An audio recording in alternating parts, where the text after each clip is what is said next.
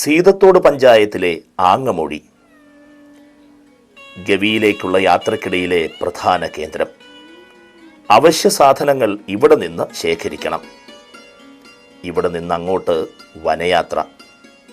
Kochandi forest check പോസ്റ്റിൽ പേരെഴുതി വനം വകുപ്പിൻ്റെ അനുമതിയോടെയാണ് തുടർന്നുള്ള യാത്ര. വർഷവും വേനലും മാറ്റം വരുത്താത്ത നീരൊഴുക്കാണ് വേലൂത്തോട്.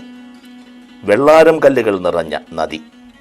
കൊടും മഴയത്തും ഇവിടെ മുട്ടിനുമേൽ വെള്ളമുണ്ടാവില്ല.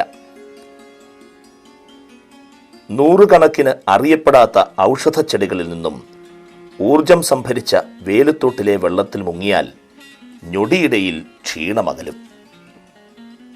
പമ്പയുടെ ഈ പോഷക നദിയുടെ ഓരത്ത് നമുക്ക് എത്ര സമയം വേണമെങ്കിലും വിശ്രമിക്കാം. പിന്നെ പ്രകൃതിയിൽ ലയിച്ചു നീങ്ങാം.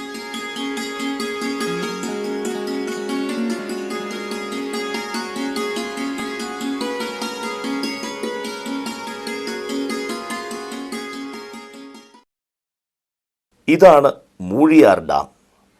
ശബരിഗിരിയിൽ വൈദ്യുതി ഉൽപ്പാദിപ്പിച്ച ശേഷം പുറത്തുവിടുന്ന വെള്ളം കക്കാട് പദ്ധതിയിലേക്ക് ടണൽ വഴി കൊണ്ടുപോകുന്നതിനാണ് ഈ ഡാം നിർമ്മിച്ചിട്ടുള്ളത്.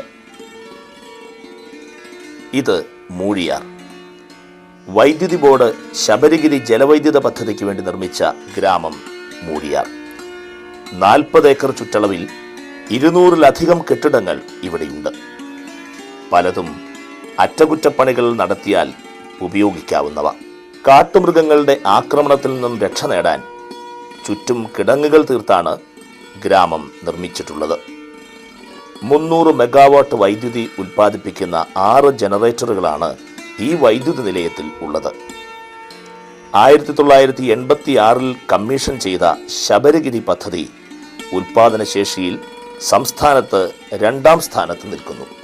Penstock view.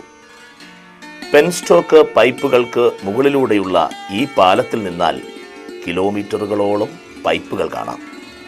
മൂഴിയാറ്റിൽ ജലവൈദ്യുത നിലയത്തിലെ കൂറ്റൻ ടർബൈനുകളെ തിരിക്കുന്ന പൈപ്പുകൾ ആനക്കൂട്ടങ്ങൾക്ക് ഒളിച്ചു കളിക്കാൻ പാകത്തിൽ വലിപ്പമുള്ളവയാണ്. ഇവിടെ വിശ്രമിക്കുവാനും സൗകര്യമുണ്ട്.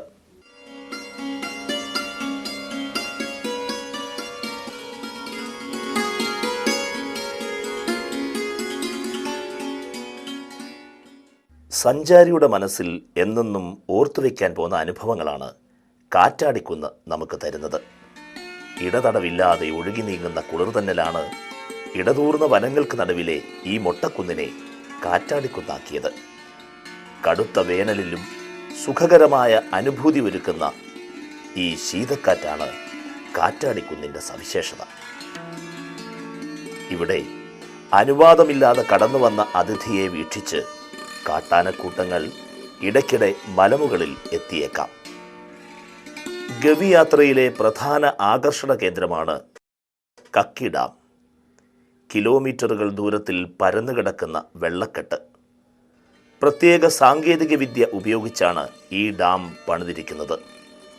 100 വർഷം കഴിഞ്ഞാൽ ഡാം പണിതിട്ടുള്ള കോൺക്രീറ്റ് പാറയായി മാറുമെന്നാണ് കമ്പനി പറഞ്ഞിട്ടുള്ളത്. കവിത തുളുമ്പുന്ന കാഴ്ചകളുടെ അക്ഷയ ഖനിയാണ് കക്കി. കക്കി ഡാം നിർമ്മാണത്തിന് മുൻപ് 4000-ലധികം ആളുകൾ തിങ്ങിപ്പാർക്കുന്ന നഗരമായിരുന്നു ഇവിടം. ഇവിടെയാണ് പൊന്നാപുരം കോട്ട എന്ന ചലച്ചിത്രം ചിത്രീകരിച്ചത്. അതിനുവേണ്ടി നിർമ്മിച്ച കോട്ടയുടെ അവശിഷ്ടങ്ങൾ ഇപ്പോഴും ഇവിടെ കാണാം.